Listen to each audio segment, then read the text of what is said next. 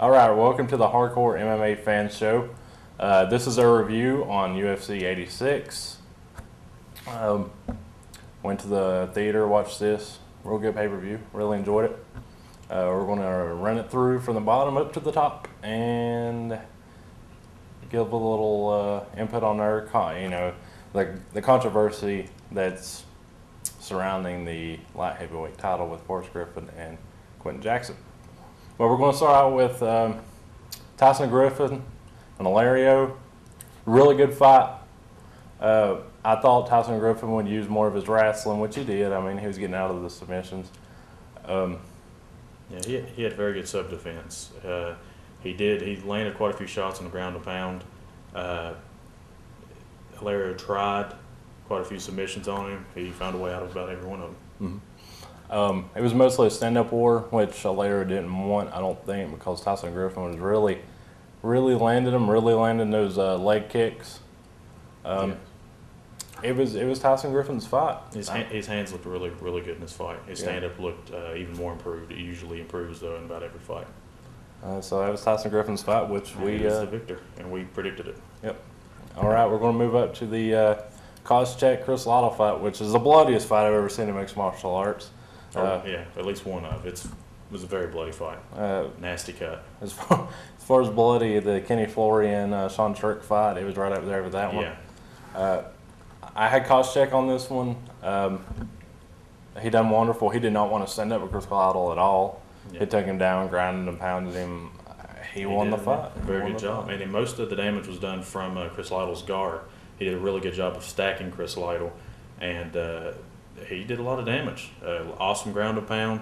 Real good ground that nasty cut. I mean, it looked like Koscheck had a knife in there stabbing him to death. It was bloody. It was a bloody fight. At points, it would get stood up. Koscheck, I think it was in the last round, it got stood up, and Lytle just went in after it. I mean, he knew he was losing. He lost the whole fight pretty much, and he still was not going to stop or give up. So it was good on both their parts because you've seen the heart of Chris Lytle, but you also seen the dominance of Koscheck and how he just continues to get better. Yeah, I really thought they were going to stop. I really thought they were going to stop the fight there in the second round, but they let Chris Lytle fight. They know how tough he is, and it was an awesome fight. It was really what the fans wanted to see. If you like the blood and stuff.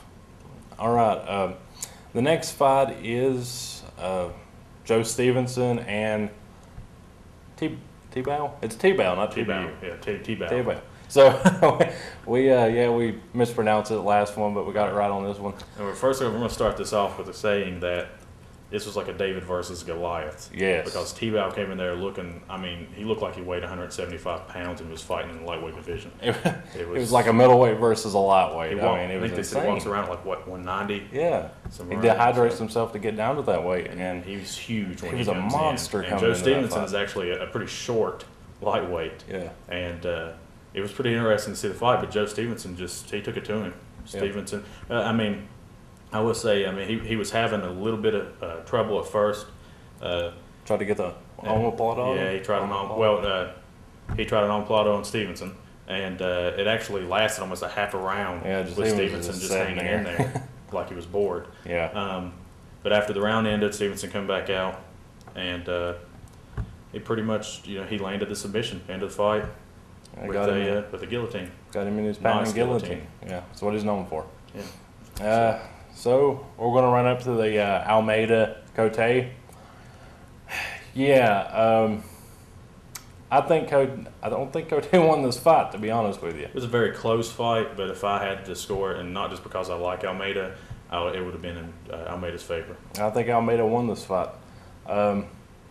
He had way more takedowns. Cote couldn't do nothing with him on the ground, and Cote stand up. Yeah, he didn't look like he looked like he was not confident enough. He didn't really commit to anything in his stand up. He didn't look like he dominated enough in the stand up to make up for all the takedowns. He did knock him down. It actually looked a little bit like a shove, like he caught him, maybe threw him a little bit off balance. I don't know if it could have been considered a knockdown. I just don't see that he done enough to win the fight. Almeida stayed at a distance and didn't let him really in, and Almeida landed a couple of good shots. Yeah. And his stand-up has improved since the Yeah. last time he was in the UFC. He looked very comfortable on his feet I personally think Almeida won the fight. due to takedowns and Yeah. control on the ground, Yeah, definitely. on dominance on the ground. So we're going to move up to the Forrest Griffin Jackson fight. Which was awesome.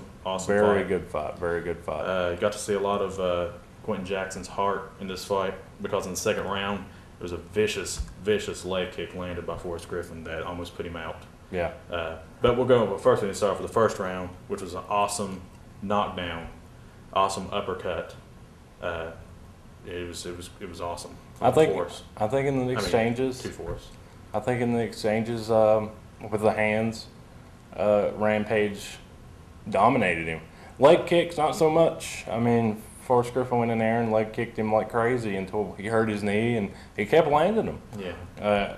After he hurt his knee, Jackson got a little bit more elusive on the leg kicks, which I think he should have done to begin with, or he wouldn't have had that problem with his knee. He did a good job of avoiding more damage though to the Yeah. knee during the fight. But there were in the I think was it the second round, I think, was complete dominance on Forrest's part. He completely controlled him on the ground. He got a full mount. Pretty much was pounding on Jackson for quite a while there until that round ended. The way I had it set up, I was sitting, watching the fight, and I had Jackson definitely win in the first round. Forrest Griffin definitely win in the second round. Third round and fourth round could have went either way. I was leaning more toward Jackson on those rounds because he was getting the better of the stand up of the hands, and I give the fifth round to Forrest Griffin, which. But plus, it's hard to anytime there's a knockdown in a fight, you score that round based on that knockdown most of the time. But that also is it's a big thing in an entire fight. Yeah, when somebody gets definitely. knocked down, it's hard to come back from that. And he was rocked quite a few times. Forrest Griffin Yeah. was rocked quite a few times. I counted Which three my or four hat's off. times. 3 or 4 Yeah. times. My hat's off to him for staying in and fighting like he did. That's but what the he's thing known is, for. yeah, he did exactly what he said he was going to do in this fight. Put his game plan together. He said he was going to create angles. He was going to stay away. He wasn't going to spend too much time in the pocket, and it pretty much won him a close decision. I think it could have went either way. I don't know if he did enough to take the title. And I'm a Forrest Griffin fan. This is one fight that I can honestly say that I almost didn't care who won the fight because I like them both, but I'm not sure he did enough to take the title. Yeah, I agree with you. I think that I personally think Jackson won. I can't wait to see a rematch. That'll be great. But I heard that Jackson isn't going to be able to fight again in 6 months because of his knee. So hopefully after that 6 months, Yeah. I don't know. I hope he comes back and fights Griffin again. If not, I say he'll end up fighting Wanderlei or Yeah. Shogun or Yeah, somebody. that's what I was going to ask you. A notable opponent for Tyson Griffin, I think that, for Tyson Griffin, for Quentin Jackson would be, to me, Wanderlei. I think that would be a great fight. It would be I would hard. love to It'd see be it. a bad fight, possibly for him to come right back on, but it would still be, it's something I know the fans want to see again. Mhm. And we know that twice before, Wanderlei's had his number. I mean, he's But that, and I'm leaning more towards Shogun fighting him because he wants to avenge his losses, and that's the last guy that has beat him. But, and we'll get into that some other time, but Yeah. I believe Shogun is too light for the Yeah, heavyweight I think division. so too. But, But that's our review. Give us some comments. Tell us what you think, and yeah, that's all we're going to talk about. So we'll see you later. over and out.